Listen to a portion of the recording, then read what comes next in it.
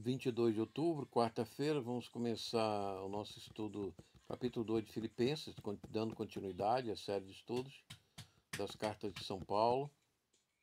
Esse que os fala Alf, vamos começar com a oração. Senhor Jesus, abençoa o nosso estudo no capítulo 2, para um regular do teu santo nome, nesse tempo difícil, que o reino do anticristo anda se espalhando pelo mundo, com o comunismo, com o islamismo na Europa, hinduísmo, falsas religiões, espiritismo, cremação, práticas anticristãs, perseguições, a Bíblia, os conservadores, condenações, mentiras e falsidades, astúcias para prender cristãos, conservadores, tirar da política, tirar do poder e afasta de nós esse governo, narco-governo, que a América do Sul seja livre desse narco-continente, que nós possamos ter ainda várias gerações até a espera de Cristo, vindo na santa glória, em nome do Pai, do Filho e do Espírito Santo. Esse foi o Alfa, crescimento do Ministério Igreja Eterna, Nosso Senhor Jesus Cristo, doméstico, localizador, luz e força,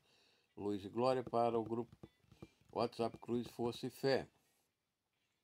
Então vamos ao estudo, capítulo 2 da Epístola de São Paulo aos Filipenses.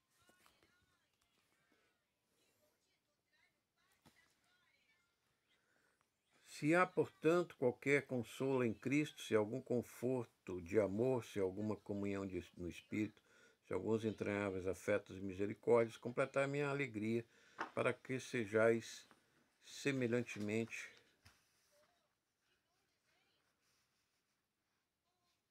do semelhante pensamento, tendo o mesmo amor, sendo de um acordo de uma mente. Não há nada mais lindo que entranháveis afetos e misericórdias. Essa expressão, ela é pronunciada nesse versículo e nos dá muito conforto e consolação, porque o Espírito Santo nos consola, né, e nos faz ser mais humanos, né? Porque tudo Deus faz com harmonia e perfeição de poder e arte. Poder é conhecimento e potência no Espírito. Este é o poder em harmonia do movimento de toda a criação. Completai a minha alegria para que sejais de semelhante pensamento, tendo o mesmo amor, sendo de um acordo, de uma mente. O amor é a comunhão harmônica do poder do ser, potência com harmonia e complementariedade plena a Deus, homem e mulher e anjos santos, com a criação e os animais se completam em todas as esferas em amor da criação em Cristo Jesus, em Deus. Verso 3. Que nada seja feito por contenda ou por vanglória, mas com humildade na mente, cada um considera os outros melhores do que a si mesmo. Devemos buscar a complementaridade em relações. Desse modo vivemos na harmonia e união que é a vontade de Deus em nós. Não atente cada um para as suas próprias coisas, mas cada qual também para as coisas dos outros.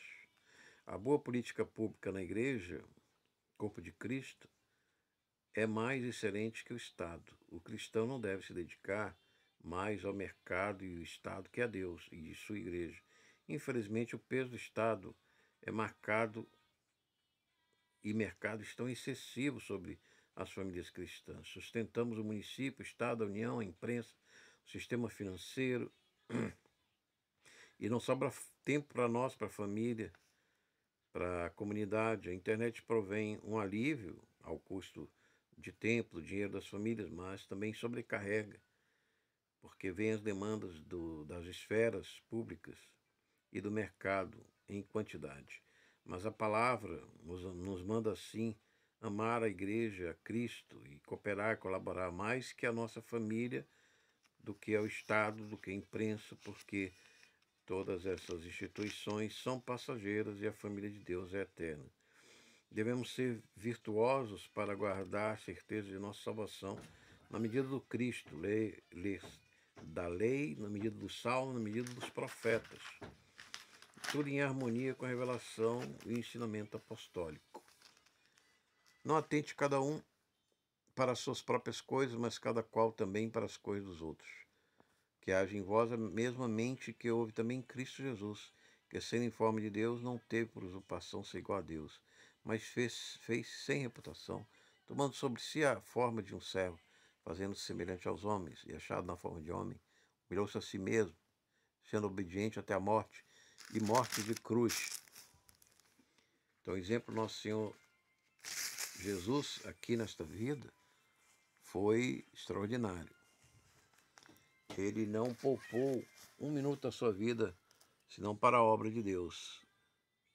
Paulo nos exorta, ao fim da nossa existência, que é a conformidade com a alma de Cristo, conforto, misericórdia, verdade, justiça, entranha de afetos e consolação. Cristo não se revoltou contra o Pai pelo fato de ter sido gerado na eternidade, enquanto o Pai mesmo não foi gerado. Há uma diferença entre o Pai e o Filho. O Pai não foi gerado e o Filho foi gerado na eternidade, mas isso não foi motivo para que Deus tivesse do Filho a desobediência ou a revolta. Assim, nós, criaturas, não devemos ser desobedientes ao Filho, que é eterno. Fato que distingue o Pai de Cristo e torna maior, sem lhe diminuir em nada na substância e ser. Mas, pelo contrário, Cristo deixou sua exclusiva natureza eterna para incorporar perfeitamente a nossa natureza, exceto o nosso pecado. Então, os homens da época de Cristo eram como hoje. Uns eram reis, outros servos. Cristo não veio como imperador ou rei dos humanos ou de Israel, mas como humilde filho de um servidor de capitaria.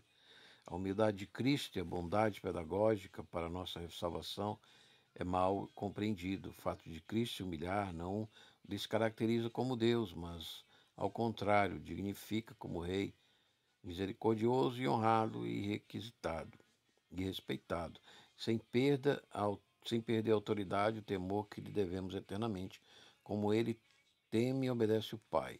A nossa liderança eterna é Cristo. O exemplo,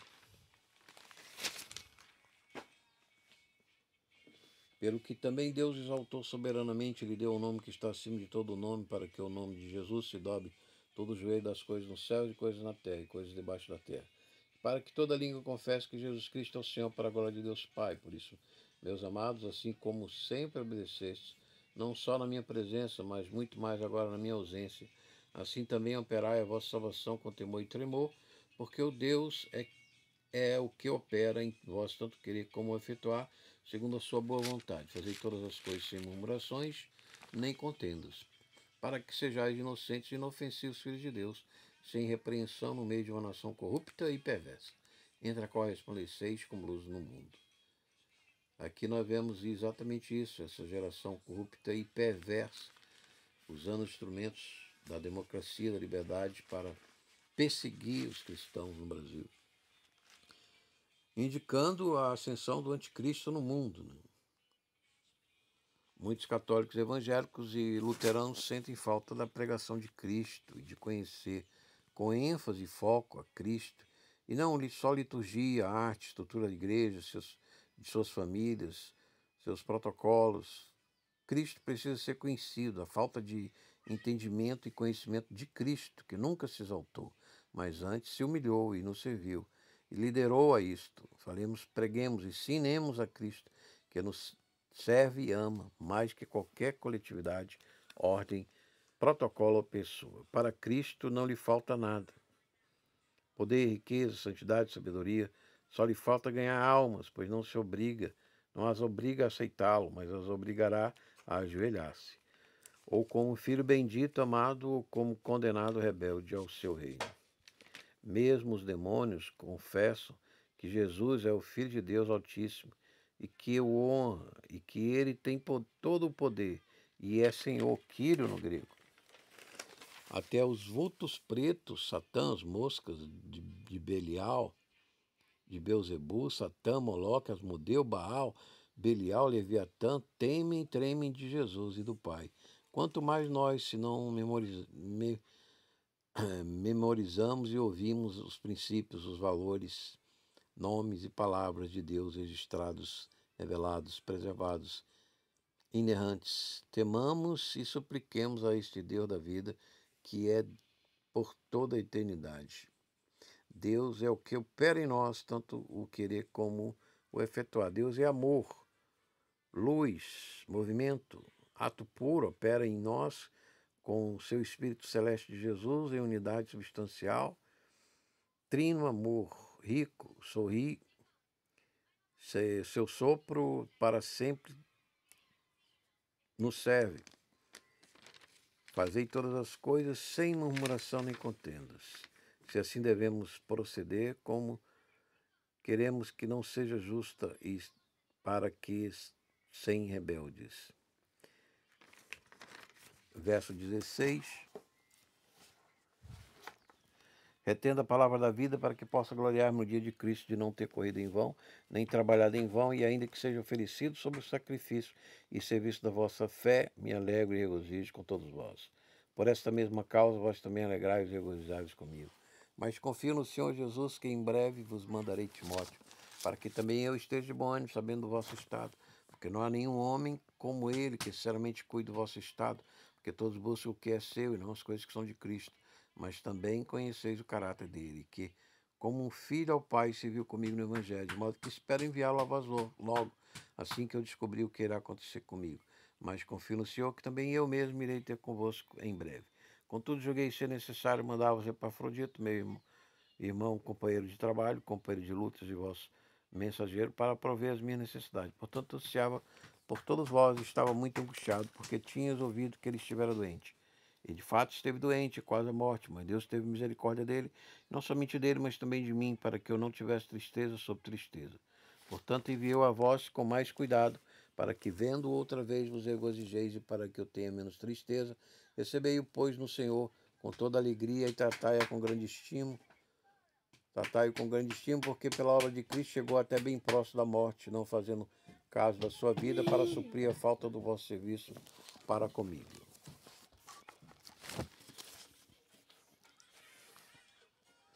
Deus é amor, sopro, luz, movimento, ato puro.